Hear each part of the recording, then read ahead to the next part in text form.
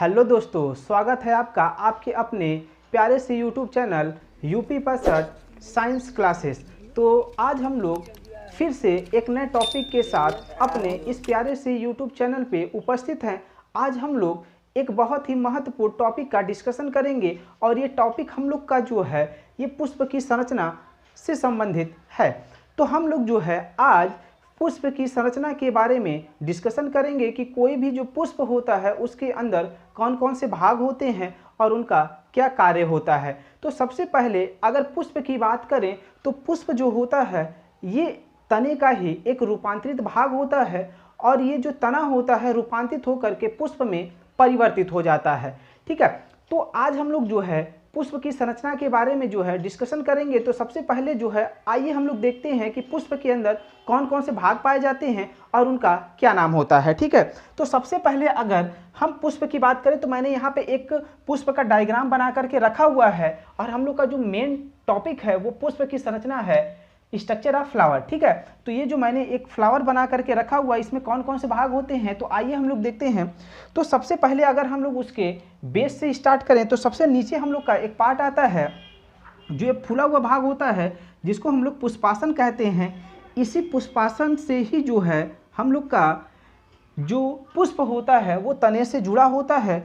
अगर इसके जस्ट बगल की अगर बात करें तो ये जो मैंने हरे कलर का कह सकते हैं एक डायग्राम बना करके रखा हुआ है, ये हम लोग का होता है वाह्य दलपुंज। ये पुष्प का कह सकते हैं कि पहला भाग होता है और ये जो होता है पुष्प के कोमल अंगों की सुरक्षा करता है। ठीक है, ये पुष्प के सबसे बाहर होता है। आप लोग देखे होंगे कि पुष्प कोई भी होता है तो उसके बाहर जो है एक हरे कलर का जो है कवर होता है, उसको हम लोग वाह्य दलपुंज कहते हैं। उसके बाद अगर हम लोग इस खूबसूरत से जो रेड कलर का हम लोग का है पार्ट है, ये किसी भी पुष्प का सबसे कह सकते हैं खूबसूरत जो भाग होता है वो हमारा दलपुंज ही होता है, जिसको हम लोग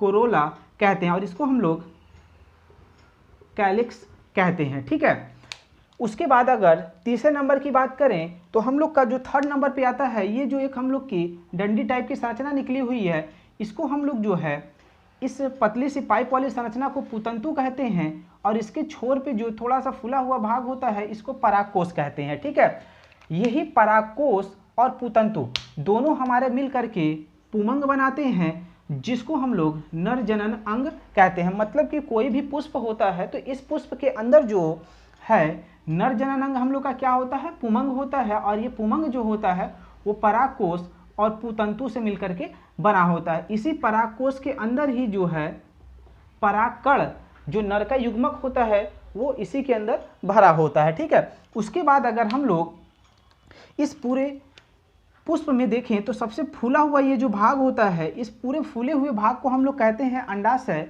उसके जस्ट ऊपर ये जो पतली सी पाइप की तरह संरचना है इसको हम लोग वर्तिका कहते हैं और टप वाले जो भाग को कहते हैं, ये जो सबसे ऊपर वाला जो भाग होता है इसको वर्तिकाग्र कहते हैं। और वर्तिकाग्र, वर्तिका और अंडाशय इन तीनों को मिला करके हम लोग का बनता है मादा जनन अंग, जिसको हम लोग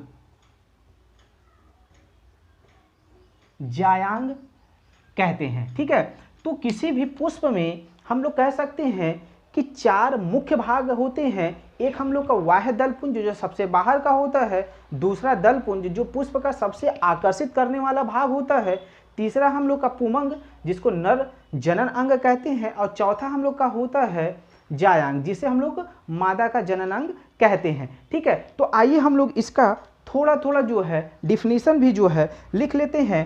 तो हम लोग जो है स्टार्ट करते हैं सबसे बाहरी भाग से। तो सबसे फर्स्ट भाग हम लोग का जो होता है जिसको हम लोग कहते हैं वाह्य दल पुंज, जिसको कैलिक्स कहते हैं। ठीक है, ये जो हम लोग का हरा वाला जो भाग होता है इसी को हम लोग वाह्य दल पुंज कहते हैं। तो हम लोग इसके बारे में लिख सकते हैं वाह्य दल पुंज पुष्प का सबसे बाहरी भाग होता है।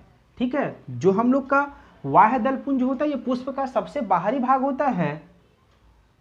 इसका मुख्य कार्य पुष्प के कोमल अंगों की सुरक्षा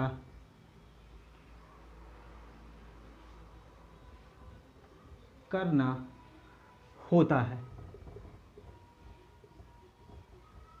तो बाह्य दल पुंज का मुख्य कार्य होता है कि जो पुष्प के कोमल अंग होते हैं उनकी सुरक्षा करना होता है, मतलब सबसे बाहरी भाग ये होता है। अगर सेकंड नंबर की अगर हम लोग बात करें तो सेकंड नंबर हम लोग का होता है दल पुंज, जिसको हम लोग कोरोला कहते हैं। ठीक है, तो दलपुंज जो होता है, दलपुंज पुष्प का सबसे आकर्षित तथा खूबसूरत भाग होता है। इसका मुख्य कार्य परागण की क्रिया के लिए कीट को आकर्षित करना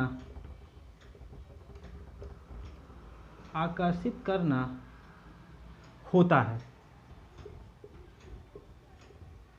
मतलब कि दलपुंज जो होता है इसका मुख्य कार्य होता है कि परागण की क्रिया को संपन्न कराना, और ये जो है इतने आकर्षित होते हैं, मतलब कह सकते हैं इतने आकर्षक होते हैं कि इन्हीं को देख करके जो है जो कीड़े मकोड़े या कीट जो होते हैं, छोटे जो मधुमक्खी वगैरह होते हैं, इनकी तरफ आकर्षित होते हैं और परागण की क्रिया जो है संपन्न होती है। ठीक है, तो थर्ड नंबर पे हम लोग का आता है, थर्ड नंबर पे हम लोग का आता है पुमंग। ठीक है, जिसको हम लोग एंड्रोसियम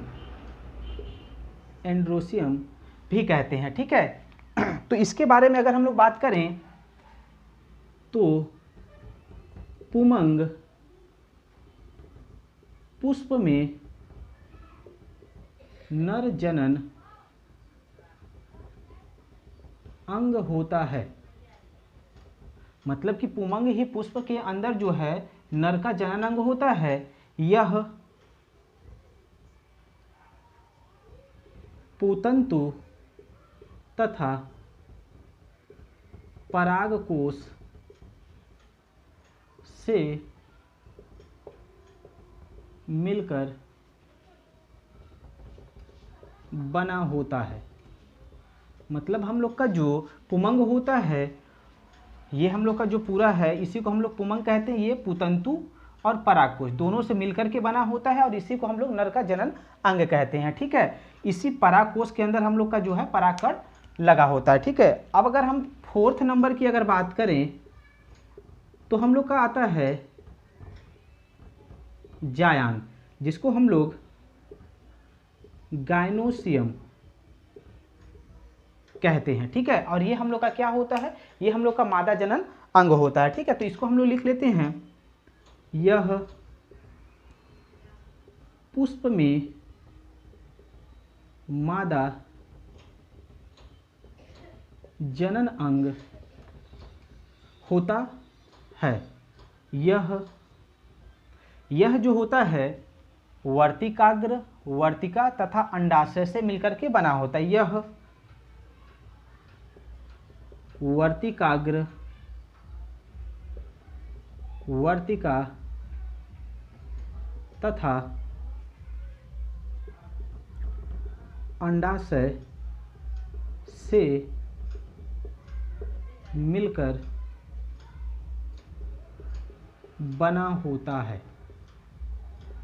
ठीक है, मतलब हम लोग का जो ये जायांग होता है ये हम लोग का जो है 3 पार्ट से मिलकर के बना होता है। एक हम लोग का होता है वर्तिकाग्र, दूसरा वर्तिका, और तीसरा हम लोग का क्या होता है, अंडाशय। ठीक है, इन तीनों भाग से मिलकर के ही हम लोग का जो है जायांग बना होता है, जिसको हम लोग क्या कहते हैं, मादा जनन अंग, और यहाँ पे पुमंग को हम लोग नर जनन अंग कहते हैं। ठीक है, तो अगर आप लोग को ये वीडियो अच्छी लगेगी तो अपने दोस्तों में शेयर करिएगा और चैनल को सब्सक्राइब करिएगा, और ऐसे ही अच्छे अच्छे टॉपिक के लिए अपने प्यारे से यूट्यूब चैनल पे आते रहिएगा।